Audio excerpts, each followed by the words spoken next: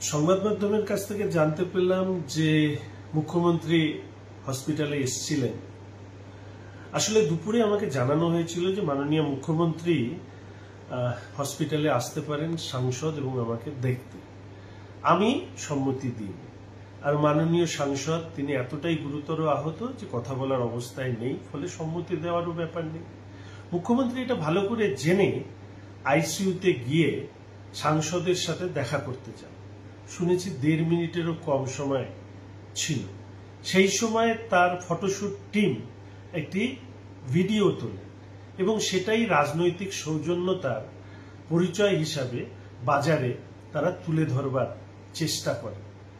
অবশ্য তিনি আমার কাছে আসেননি, জানতেন যদি কিছু কঠিন কঠোর প্রশ্নের সম্মুখীন হতে পারে ওনাকে, বিধানসভায় আমি তারই সহকর্মী। এটা হচ্ছে তৃণমূল কংগ্রেসের একটা ঘৃণ্য রাজনীতির উদাহরণ। একদিকে লুম্পেনদেরকে পাঠিয়ে ভারতীয় জনতা পার্টির সাংসদ বিধায়কদেরকে রক্তাক্ত করবেন, আর আরেকদিকে হসপিটালে দেখতে আসবার নাম করে তিনি ওই রাজনৈতিক সৌজন্যতার ফটোশুট করবেন।